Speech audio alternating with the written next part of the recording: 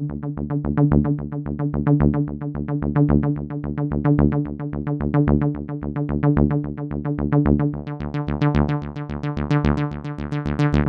is from the days of Cortez's swashbuckling regiment, Captain from Castle. Although it says it's from Avon, over 1 million copies sold, you don't see too many paperbacks of this online. You see a lot of the older hardcover books because it's an older release. But this is one of the few paperbacks out there of Captain from Castle. And it's about the conquering of Mexico. Okay, this book called Taurus Bulba was also based on the screenplay and the motion picture, starring Tony Curtis and Yul Brynner and Christine Kaufman. Yul Brynner's a good actor. You'll remember him. He was in the Ten Commandments. He played Ramses. And it says on the screen, Harold Hedges.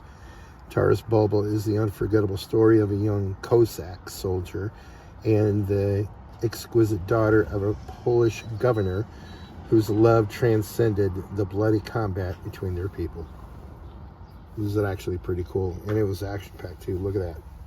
Look at all that.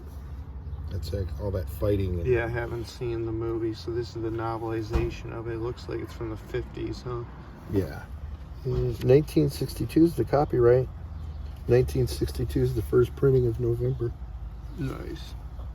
Really, really good collectible book. Books like that that have a historical value and stuff. Now, I don't know how much of a historical value that has, but I know if you look at a lot of books, like it's semi-rare. It's like a $7 to $10 book. Yeah, if you look at books like by here, Harold Lamb, and I think they're mostly baton books that he worked with, so they're collectible. Few books here that I have listed up for sale. The Besieged by James Gant. This is from the early 70s, a Sphere book, so it was printed in the UK, and it's about the Roman warfare attack on the famous fortress of Masada and the Jews that fought against Roman oppression. Because it's this is regular paperback because it's a little bit thicker. So what would you call that? Paperback that's thicker. No, it's a paperback. It's just in the style of like the early 50s. They kind of did him like brick style. And this is cool. Some of the artwork, I was just looking at it, how it glistens. The artwork, how it was like by the printer. Flip it over. It's got the Chinese writing. It's got the big yellow arrow from Arrow Book. And then a pocket book from the 70s, Until the Sun Falls. This has been reprinted several times, but it's a more rarer pocket paperback from the early 70s, I believe. It's a Mongolian warfare in the 13th century novel. And then from World War II, Disaster at Bar A, an ace war book, top secret from Glenn Infield. The true story of World War II's worst chemical warfare disaster. This is another rare variant cover that you don't find too often. And it's got the gas mask on there. So the back reads, December 2nd, 1943.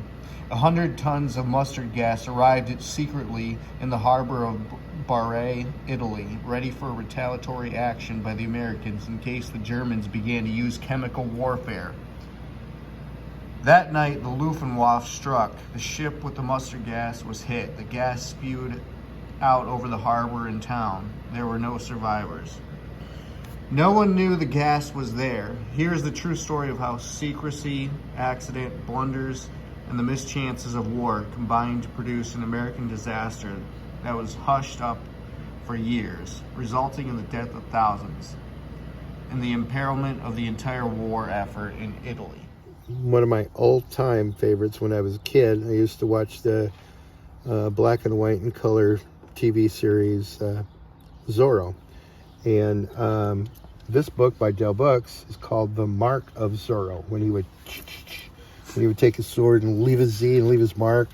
And the guy, the head of the town, he would go, Zorro! He was so intense, it was so funny. The daredevil exploits of a rankish highwayman who single-handed defied an army. He also defied an empire and he actually was a prince. And he was like one of the early pulp heroes from 1919, 1920. Zorro debuted in August 1919 in All Story Weekly, a subsidiary pulp magazine of Juggernaut Argosy. The character went on to be an instant icon and a cash cow for pulp writer Johnson McCulley, who milked it all the way into the 1950s, writing some 60 novels and screenplays for television. Grosset and Dunlap, copyright 1924. Yeah, so this was probably originally published in a pulp in 1924, and then this is the reprint from 52. Yeah.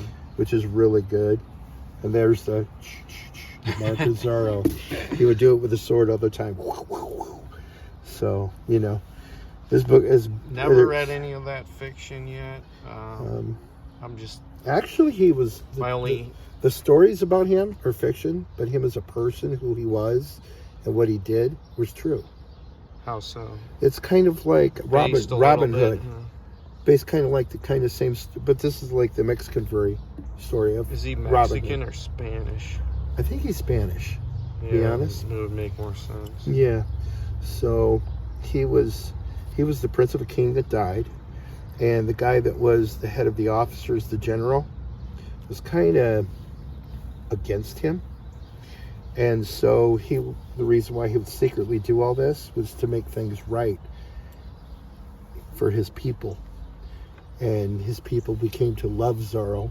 And one day when he was standing up, he took his mask off, revealed himself, and then the people chanted, roared, ah! You know, and then the general just gave up and followed after him. So gave up on his own personal angle. You can't go too wrong with a sword-wielding hero. A prince who's a swashbuckler. That's the style. Yeah.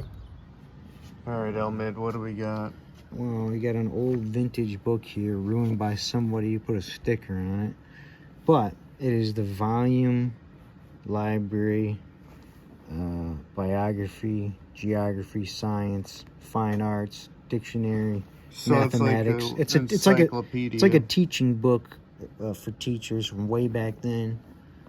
This thing is too cool. It's from 1920s, I believe the date was, but it's engraved with the real leather and everything. Yeah, it looks like genuinely. You go through it and it just teaches like a million. What year did it say it was anyway? 1920s, I believe. But it goes through language, science, and just songs for kids and things and jokes and how to teach them grammar. How much does he want for this? $10? Handwork in general, morals. They don't teach that anymore. An ideal school, preparation for teachers, composition, social purpose, age of pupils, organization.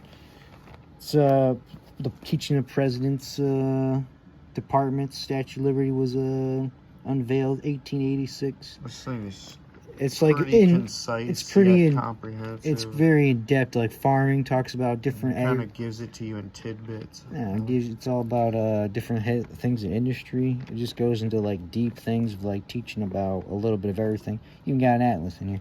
Is that Maine? It is Maine. A whole bunch of other places too. So that's what I'm saying. Is like it teaches like a little bit of science of everything in here. Oh, you even got so many. Oh, now we're studying animals today, guys. That's too cool. So this thing's pretty dope. It's like a thing of long lost history. Even if it's $10, they don't teach this. They don't teach this anymore nowadays in school. Oh, anatomy. Nah. Yeah, I don't run into too many things. Yeah, you don't run any kids. See the back. Oh man, it's just plain. Blank. Let me get that year again, huh? Yeah, what year? That's what I was wondering. She's falling apart. It just says 1911 was the first one, I think, or if that's the top one, there's the last one, but then 1924. Yeah. So one of them. Later printed. 1924 probably. Collier and Ives, Christmas in the Country. Wow, I'm liking this. It's a little older. Winter Pastime, Ice Boat Race.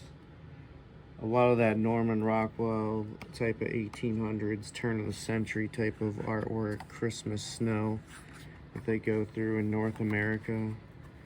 I'm feeling this one.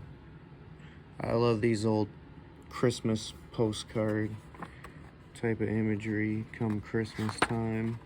It's always a throwback. That's really cool. We got the trains.